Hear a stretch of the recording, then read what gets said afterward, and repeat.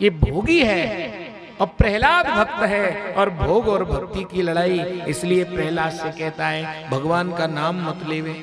अरे प्रहलाद तो माँ के गर्भ में ही भक्त बन गया था। जब मैया के गर्भ में था तो नारद ऋषि के आश्रम में मैया कयाधु थी, और बचपन में है माँ के गर्भ में कथा सुनी, तुलसी चरणामृत लियो तो बालक महान भागवत हो गया। विद्यालय में पढ़ा तब भी भगवान का नाम लेता है।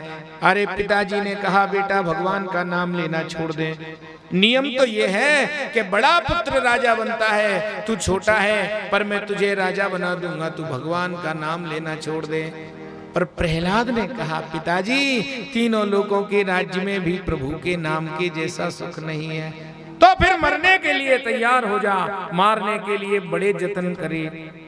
क्या किया? दिग्गजैर दंड शोकैश्च गरदानै अभोजनै। हाथी मंगाए, पागल हाथी मतवाले कुचलने के लिए आए, प्रहलाद को बिठा दिया सकड़ी गली में। प्रहलाद ने देखा हाथी में भी भगवत भाव, जय हो गणेश जी महाराज, और हाथी का क्रोध दूर हो गया और सूंड में लपेट के माथे पे बिठा लिया। दंड शूक माने सर्प, जहरीले सर्प बुलाए, काल कोठरी में बंद किया, और नागराज आए और क्रोध में भरे हुए फन फैला करके डसना चाहते हैं। प्रहलाद जी ने कहा अरे नाग देवता आप तो भोले बाबा के गले के आभूषण हो और मेरे गुरु भाई हो, वैष्णव जन के समक्ष तो हिंसक जीव भी क्रोध छोड़ देता है। सर्प क्रोधित छोड़ करके और शरीर पे लिपट गए गहने की तरह, प्रहलाद को नहीं डसा, आग में जलाया, शीतल चंदन बन गई अग्नि, तपते लोहे के खंभ पे चिपकाए हो, शीतल हो गया। विष पिलाया हलाहल, पर विष भी अमृत हो गया। पहाड़ से गिराया, नहीं मरा, भूखा रखा, महीने भर तक कोठरी में लक्ष्मी माता भोजन कराती रही, फिर भी पुष्ट होकर निकला। अरे हिरण्यकशिपु समझ गया कोई देवता इसकी सहायता करता है। होलिका आई, हिरण्यकशिपु की बहन, वो गोद में लेके कूदी, होलिका जल गई, प्रहलाद बच गए। अरे हिरण्यकशिपु को लगा ऐसे तू मरेगा नहीं, ऐसा लगता है मेरे हाथ से तेरी मृत्यु लिखी है। तलवार निकाली हिरण्यकशिपु ने और कहा आज अपने हाथ से तेरा वध करूंगा। हे दुर्विनीत मंदात्मन कुलभेद कराधम, अरे कुल कलंक, मेरे कुल में तू कहां से पैदा हो गया? तू पापी है, कुल को नष्ट करने वाला है। आज तेरे प्राणों का अंत करके यमराज के द्वार पहुंचा दूंगा। हाथ में तलवार उठाई, तुझे मारूंगा, तेरे भगवान को भी मारूंगा। बचाने वाला तेरा कहां गया? बुला उसको, कहां है? तो क्या कहा प्रहलाद ने? आप कहते हो कहां है, तो मैं कहता हूं कहां नहीं है। सब जगह है पिताजी, देखने के लिए नजर चाहिए, वो सब जगह है। तो में मुंह में खड़ग खंभ में पूरी रयो जगदीश, तुम्हारे अंदर भी है, मेरे अंदर भी है, इस खड़ग में भी है और इस खंबे में भी है। हिरण्यकशिपु ने कहा इस खंबे में है? हाँ मुझे तो दिख नहीं रहा है। प्रहलाद बोला तुम्हारी नजर कमजोर रह गई, बड़े नंबर को चश्मा लगेगा। हिरण्यकशिपु को नहीं दिख रहा है, प्रहलाद को दिख रहा है। प्रहलाद की बात सुन के क्रोध में भर गया, इस खंबे में है तो मैं इस खंबे को देखता हूं। क्रोध में भर के अब मुष्टिक मारो, गड़गड़ की आवाज हुई और खंबा फट गया।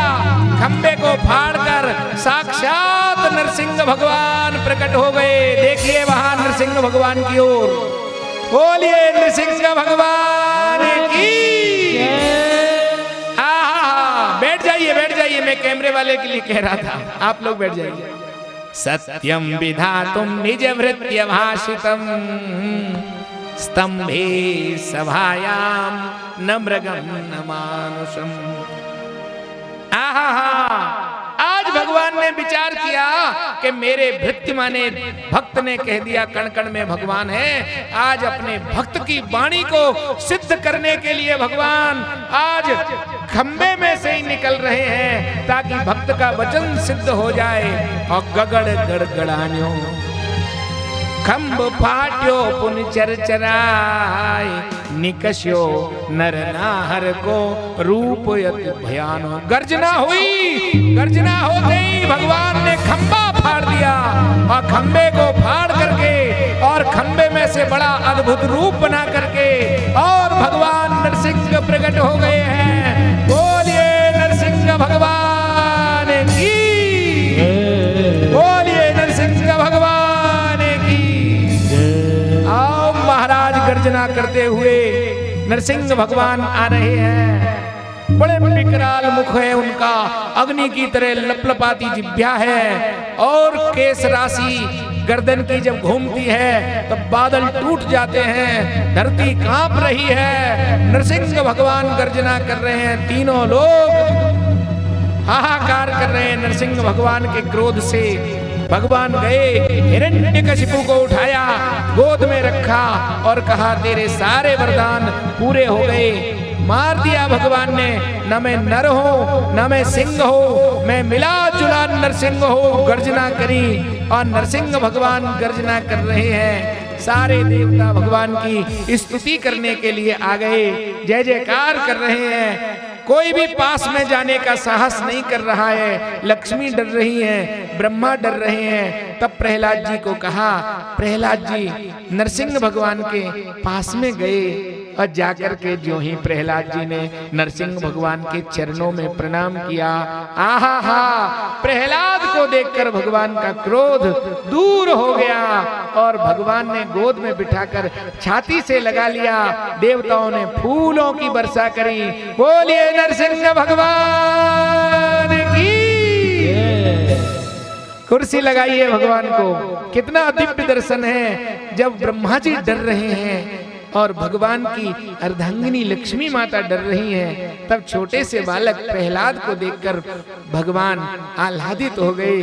प्रहलाद के सिर पर हाथ फेरा, कहा बेटा तैने बहुत कष्ट झेले हैं, मैंने देर कर दी आने में। ओ महाराज, फिर प्रहलाद जी ने स्तुति करी, बड़ी सुंदर स्तुति। ब्रह्मादय सुरगणा मुनयोत सिद्धा सत्वैकतान मतयो वचसाम प्रवाहै नाराधितुम पुरगणैरधुनापि पिप्रुः किंतु स्तोष्टमर्हति समय हरिरुग्र जाते। खूब स्तुति करी। प्रहलाद जी से कहा वरदान मांगो।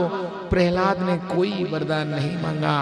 आखिर यही कहा, हे नाथ, आज तो मेरे मन में कोई कामना नहीं है, पर एक वरदान दीजिए, जीवन में कभी भी आपसे कुछ भी मांगने की कामना मेरे मन में उत्पन्न न हो। प्रहलाद जी पर कृपा हुई, दैत्यों के अधिपति बनाया और प्रहलाद ने मांगा कि मेरा पिता हिरण्यकशिपु नरक में नहीं जाना चाहिए। भगवान ने कहा तेरी 21 पीढ़ी वैकुंठ चली जाएगी, 10 ऊपर की 10 नीचे की एक स्वयं।